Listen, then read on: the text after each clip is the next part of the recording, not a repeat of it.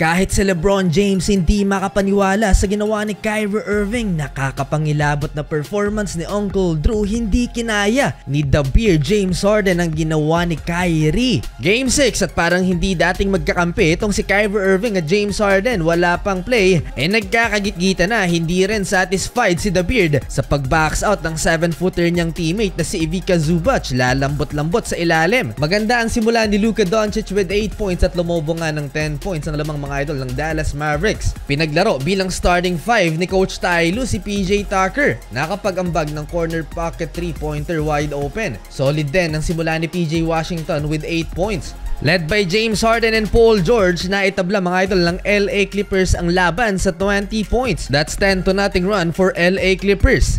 Last 2 minutes, Luka Doncic to Derek Lively II, alley-oop dunk. And after nyan, 2-1 missed opportunity for Luka Doncic. Napakaganda pa ng pasa na to ni Josh Green kay Luka. Last 1 minute finally, naipasok na rin ni Luka Doncic ang end-1 opportunity. And Maxi Kleber, wide open 3-pointer, 34-26, end of first quarter. Sayang at hindi pa naipasok ang buzzer beater na to ni Luka Doncic. Satisfied si Boban Marjanovic, ang best friend ni Luka. 14 points for Doncic habang na 0 naman sa opening frame si Kyrie Irving. Second quarter, na-injured ang isa sa reliable shooter ng Dallas na si Maxi Kleber. PJ Washington again from the corner, 3-pointer. Kyrie Irving naman tinuturuan itong si Daniel Gafford kung paano dumipensa. Under 8 minutes remaining, napakagandang outlet pass ni Luka Doncic kay Kyrie Irving. Ito pa lang ang first field goal ni Uncle Drew sa first half. Hingal na si The Beer James Harden. Josh Green mga idol, napakagandang cut at assist ni Luka Doncic sa play na to. After niya, nakahanap na rin ng tulong ang dalawang superstars ng LA Clippers. Nag-step up si Terrence Mann at Norman Powell. Gumawa lang naman ng 15-2 run ng LA Clippers para habulin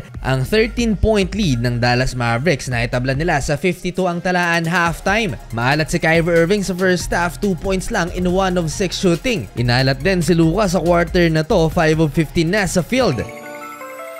Second quarter, nagsimula ang opensa ng Dallas Mavericks sa 2-point layup ni Kyrie Irving and Luka Doncic. Finally, pasok na ang 3. Unang 3-pointer pa lang ito ng Mavs superstar in 8 attempts beyond the arc. Dumagdag pa ng 3-pointer si Kyrie Irving, balik sa 8 points ang inahabol ng LA Clippers, 8-0 run. Under 9 minute, Daniel Gafford binuli ang 7-footer na si Ivica Zubac, pinosterize and 1. Double-digit scoring na rin for Mavs big man. Grabe, dominated na Daniel Gafford ang paint, pinapahiya ang depensa ni Ivica Zubac. 9-point Dallas Mavericks lead, 67-58. Nagtuloy-tuloy ang magandang laro ng Dallas Mavericks at muling bumalik sa double figures ang kanilang lamang sa Clippers. Kyrie Irving hustle, nakipag-agawan ng bola kay James Harden at nauwi sa jump ball. Panalo dito si Kyrie Irving at naipasok ang kanyang second 3-pointer of the game.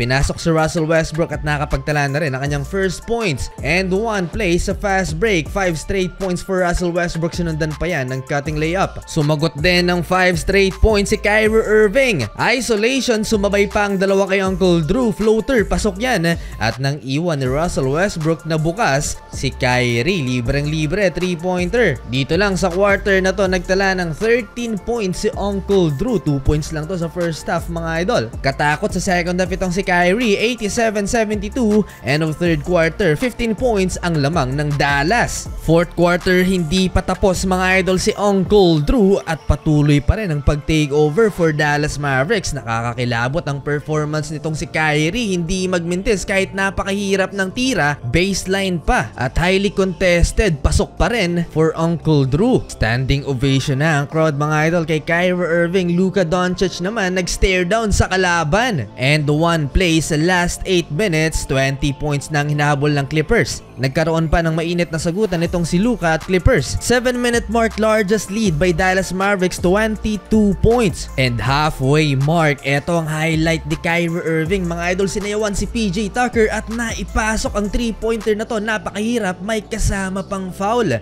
Damang-dama na ng crowd ang panalo sa Game 6 at napayakap pa sa kanya si Luka Doncic. Kahit si LeBron James napatweet pa mga idol, hindi makapaniwala sa ginawa ni Uncle Drew. Trending number 1 sa Twitter si Kyrie Irving, 26 points na sa second half. Last 2 minutes, nag-mini run pa ang LA Clippers pero masyado nang malaki ang lamang ng Dallas Mavericks. Sa huli mga idol, panalo ang Mavericks at papasok na sila sa second round ng NBA playoffs.